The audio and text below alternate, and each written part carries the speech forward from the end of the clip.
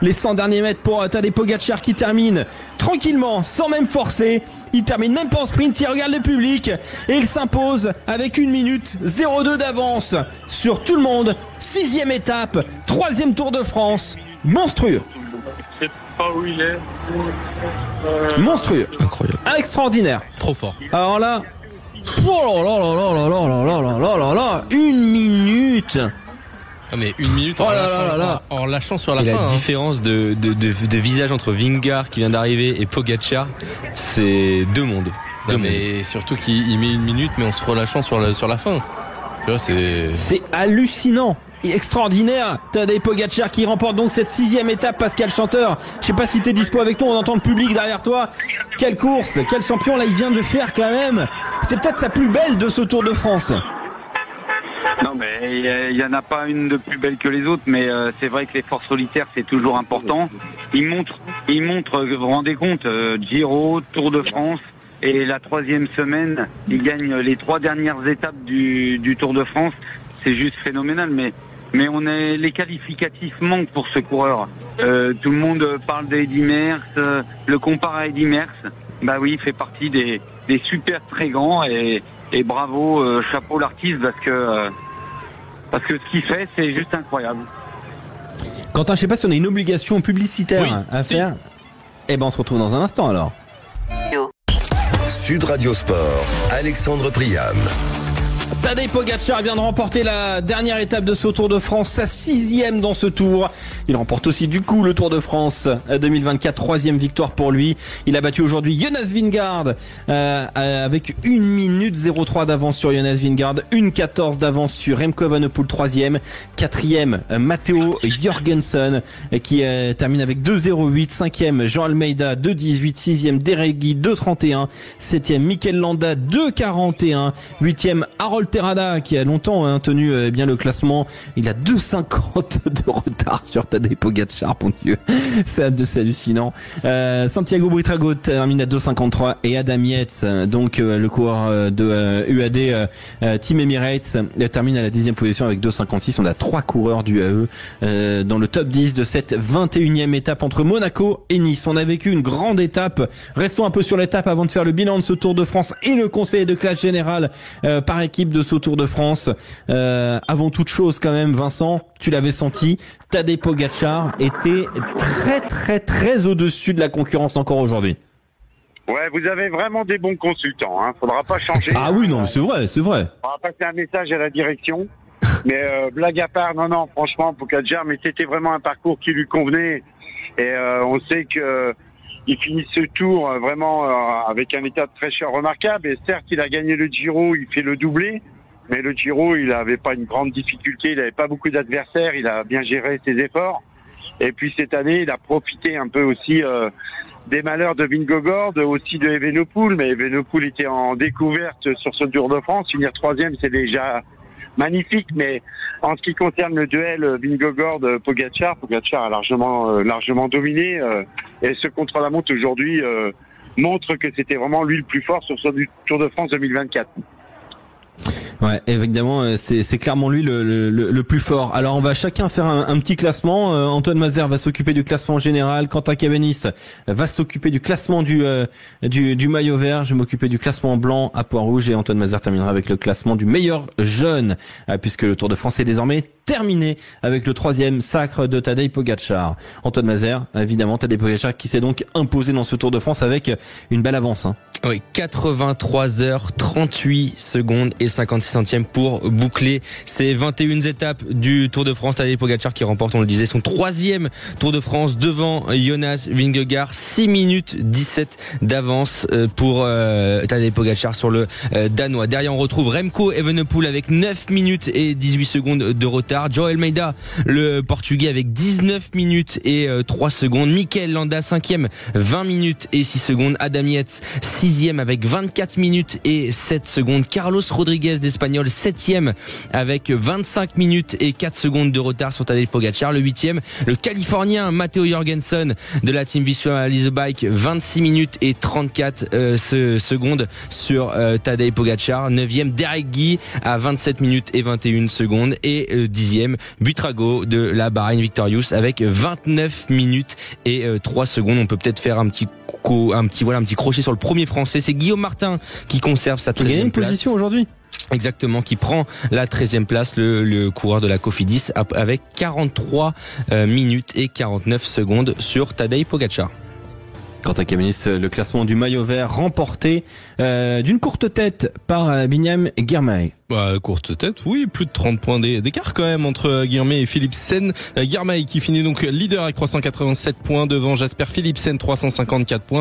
Brian Cocard complète le podium, le français de la Cofidis avec 208 points. Ensuite, on va retrouver un homme qui a tout gagné, c'est Pogačar qui termine 4e de ce classement maillot vert devant Anthony Turgis, un autre français. Ensuite, on va retrouver Deli, Evenepoel, Van Aert, Abrahamsen et Vingegaard pour compléter ce top 10, Alexandre. Et puis pour le classement du maillot à points, qui souligne le meilleur grimpeur de ce Tour de France, c'est Richard Carapaz qui s'est imposé et qui est aussi d'ailleurs le super combatif de ce Tour de France. 127 points pour l'équatorien de EF Education EasyPost. Deuxième Tadej Pogačar 102 unités.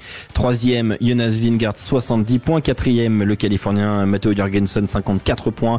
Cinquième Remco Evenepoel 50 points. Sixième Wilco Kelderman 43 points. Septième Hoyer Lascano 41 points. 8e Jonas Abrahamsen qui l'a longtemps porté avec brio 36 points. 9e Enric Mas 33 points et 10e David Gaudu avec 30 unités, c'est le même nombre que Simon Yates. Et puis enfin le classement du meilleur jeune qui se calcule sur la même base que le classement du maillot jaune évidemment, Anton Mazère, mais il faut avoir moins de 25 ans et moins. Exactement, et à ce jeu-là, c'est Remco Evenepoel qui remporte ce classement meilleur jeune devant Carlos Rodriguez et Matteo Jorgensen.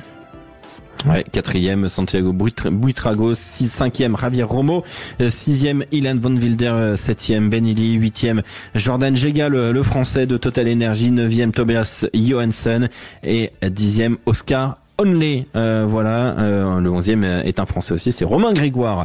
Quelle course pour un maillot vous a le plus fait vibrer cette année? Était-ce le maillot jaune, le maillot blanc pois rouge, le maillot vert, le maillot blanc? Quel est le maillot, la course au maillot qui vous a le plus fait vibrer, Vincent?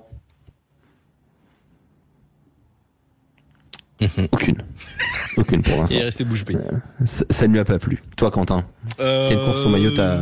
Écoute, j'ai aimé l'attitude de Carapaz dans le maillot à pois, de se battre pour aller le chercher, d'aller chercher les points encore hier pour s'assurer de le ramener à la maison et de ne pas le laisser à Tadej Pogačar.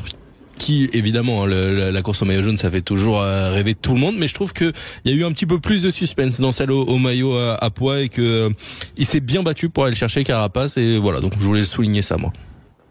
Donc toi tu veux souligner la course au maillot blanc à pois rouge. Pascal Chanteur, Vincent Bartos, que l'un de vous deux est là pour Attendez, j'ai pas bien entendu la question, excusez-moi, parce que j'ai du monde autour. Ouais, Pascal, je disais, quelle course au maillot t'as le plus passionné cette année, pour quel maillot distinctif? Non, mais le maillot qui fait le plus rêver et qui est le plus important, ça reste le maillot jaune. Donc le maillot pour la victoire finale, c'est toujours le plus important. Après, vous savez, les maillots de grimpeurs, regardez cette année, il a fallu que Carapaz se donne à fond pour tenter de remporter ce maillot. Donc non, moi je reste sur le maillot jaune. Le maillot jaune, c'est le vainqueur du Tour de France, c'est celui dont on se rappelle tout le temps et pour moi c'est le plus important. Vincent Barthaud, le maillot vert par exemple de Binyam Girmay ne t'a pas fait vibrer autant que la course au maillot jaune cette année? Oui, exactement. Non, mais le maillot vert, j'ai trouvé que c'était c'est bien, et le mec il a gagné trois étapes, c'est un Africain, on connaissait ses qualités et tout, mais j'ai pas eu le duel tant attendu, la bagarre pour le maillot vert avec le coureur de la Alpecin, comment il s'appelle, rappelez-moi là. Jasper Philipsen qui est arrivé un peu juste au début du tour, voilà, il a pas été dans le tempo tout de suite. Non, il y a eu après certes, il n'y a pas eu une grosse bagarre non plus pour le maillot jaune, mais comme le Pascal l'expliquait, voilà, c'est quand même le plus beau maillot du tour, donc on va retenir celui-là. Donc du coup, cette bataille pour le maillot vert est aussi une bataille pour le sprint, et ça me permet de rebondir sur les mots de Thierry Gouvenou, le directeur technique du Tour de France, il y a quelques jours, auprès des médias présents à l'issue des étapes. C'était à l'issue de la 18e étape. Il disait, je cite, cette année, il y avait peut-être un peu moins d'étapes pour les baroudeurs. On avait ciblé les 2 étapes, la 17e et la 18e. Je pense qu'à l'avenir, on essaiera de privilégier ce type d'étapes. Les étapes pour les sprinteurs nous ont un petit peu déçus cette année, et on ne va pas continuer à en mettre autant. Est-ce que vous comprenez le discours de Thierry Gouvenou, Pascal Chanteur, Vincent Barthaud? Pascal d'abord. Oui, non, mais tout à fait. En petit plus est que c'est toujours moins dangereux d'avoir une échappée qui se joue la victoire qu'un sprint massif. On s'en est bien rendu compte. Hein. Bon, je mets l'accent là-dessus parce que la sécurité, c'est quelque chose de prépondérant dans notre sport. On a bien vu quand même que les seules chutes qui ont pu avoir lieu sur ce Tour de France ont été sur des sprints finales. Donc moi je suis favorable à ce genre de choses. Il faut pas non plus négliger le sprint final, c'est toujours quelque chose d'important. Et il y a beaucoup de gens qui aiment ce genre d'arrivée. Mais je suis tout à fait d'accord. Cette année, les baroudeurs n'ont pas été à la fête. Et le fait de pouvoir avoir des terrains plus accidentés pour permettre d'avoir déjà plus de stratégie de course, moi me paraissent très bien pour l'avenir. On a donc un peu des idées pour la prochaine édition du Tour de France, moins de sprint a priori et plus d'étapes accidentées. Tu vas dans ce sens-là toi aussi, Vincent? Bah ouais, moi je trouve quand même qu'il en faut pour tout le monde. Hein. Le sport cycliste est un sport déjà très difficile. Si on essaie de chercher des belles étapes de montagne, aussi d'inclure des contre-la-montre. Alors c'est pas facile de faire un tracé, hein, effectivement.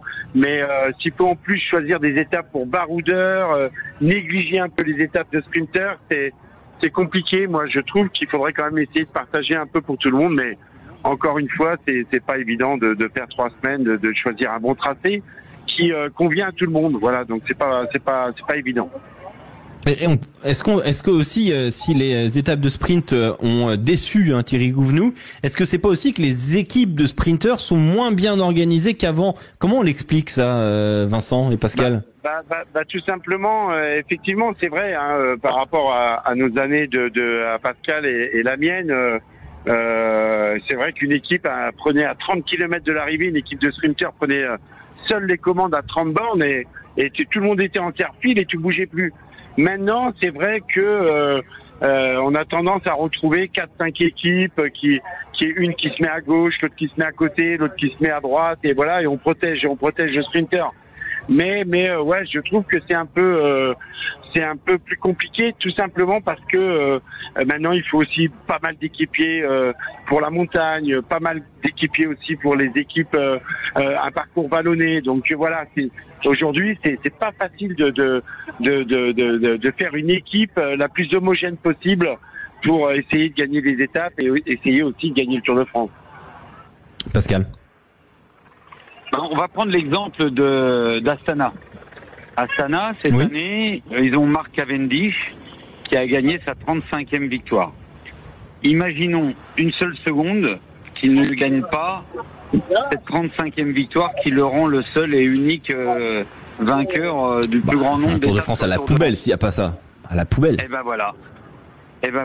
Donc on joue un peu à la roulette aussi quand même, hein, parce que de mettre tous ses œufs dans le même panier, c'est jamais évident. Le Tour de France, c'est quand même comme l'a dit. Bah oui, mais en même temps, t'as la Groupama ou t'as Decathlon qui ont essayé de faire un peu les deux, et puis en fait, sans rien quoi. Ou la Cofidis qui d'abord était tournée autour de. Là, c'est encore autre chose. Vous donnez par exemple l'exemple de la G2R.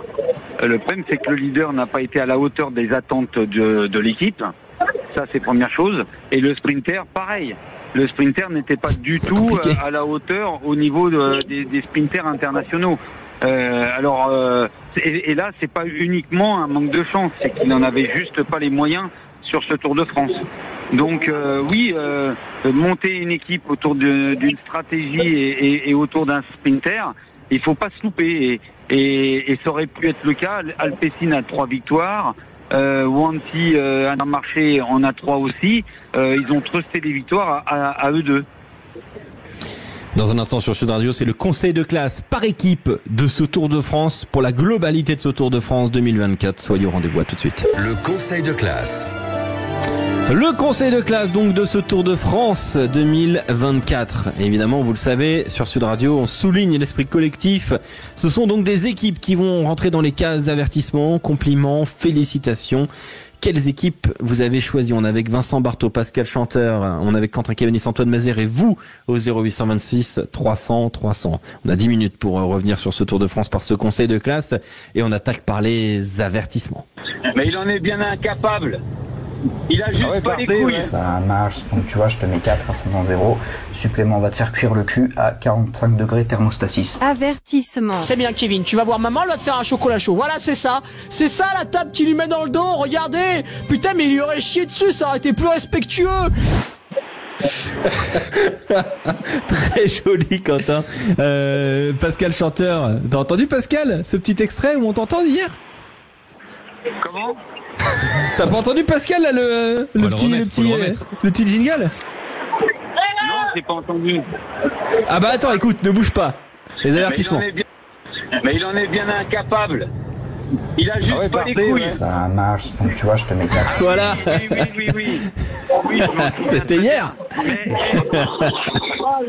On a la patrouille de France qui passe à l'instant au-dessus de nous. Tout va bien. Voilà. Tout va bien. Non, mais Vincent a pu garder ses cheveux et c'est bien mieux comme ça.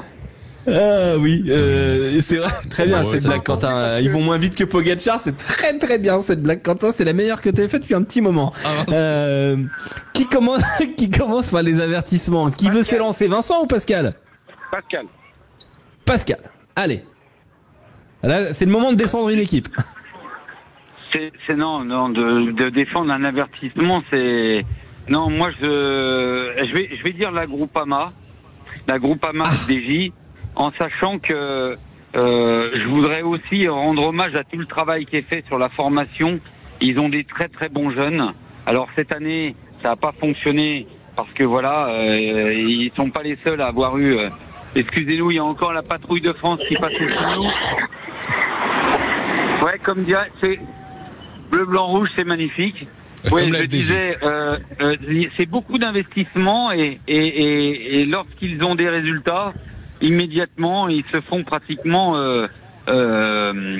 cambrioler leurs meilleurs éléments et ça, c'est un petit peu dommage. Alors cette année, ça n'a pas fonctionné parce que voilà, la course, elle était ce qu'elle a été, mais oui, avertissement parce qu'il y a des coureurs qui n'ont pas été à la hauteur de ce qu'ils auraient dû être. Mais par contre, moi, j'espère que tout le travail qu'ils ont pu fournir depuis des années sur la jeunesse et tout ça paye un jour. Voilà.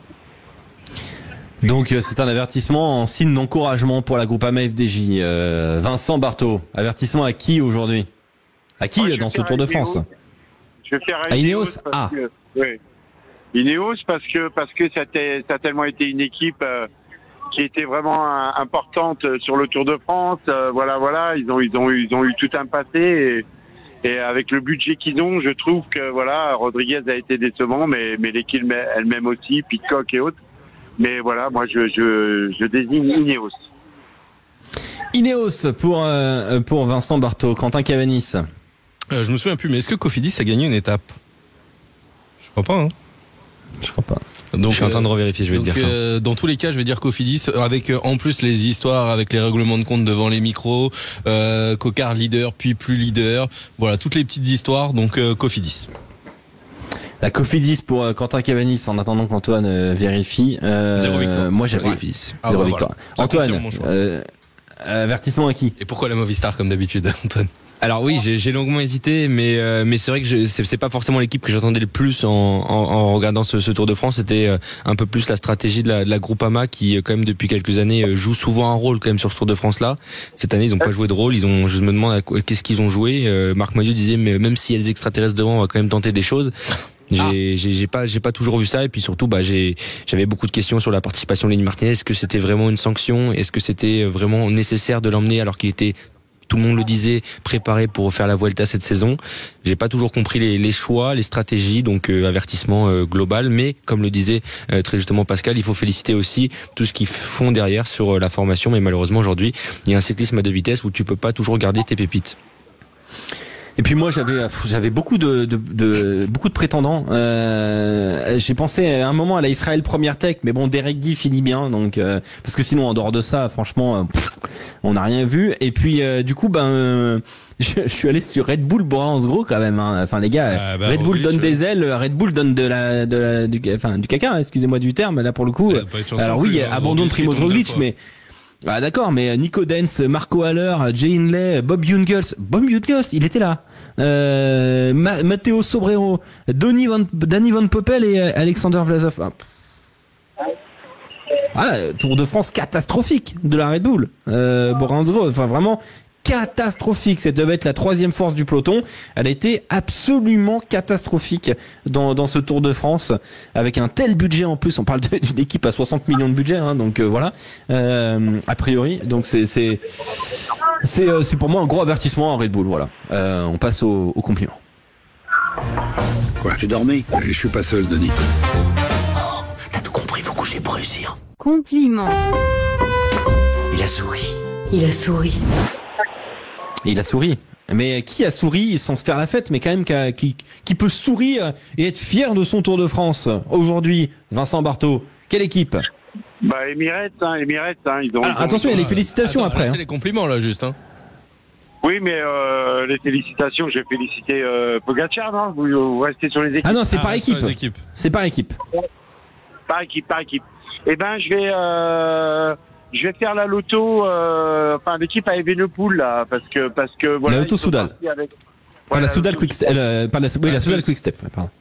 Voilà, exactement. C'était son premier Tour de France. C'était pas évident qu'il puisse gérer les 3 semaines, même s'il a déjà gagné une Vuelta. Sur le Tour de France, c'est différent. Et l'équipe, on pouvait la sentir pas forcément exceptionnelle à ses côtés pour 3 semaines. Et en fait, ils s'en sont bien tirés.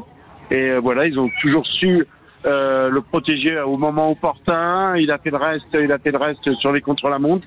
Et il fait un podium ici à Nice, donc félicitations à eux. Puis Landa était bon aussi. Hein. Exactement. Ouais. Effectivement. Alors donc j'ai une petite info à vous donner dans un instant sur Sud Radio. Ne bougez pas. Quentin Cavanis.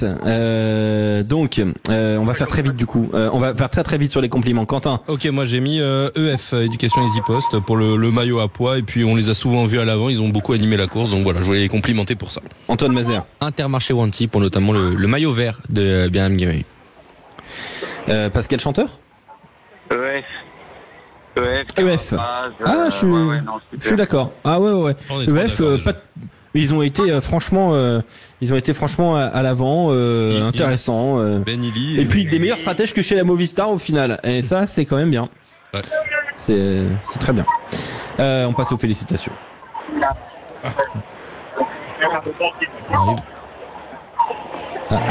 C'est parti, félicitations. C'est exceptionnel.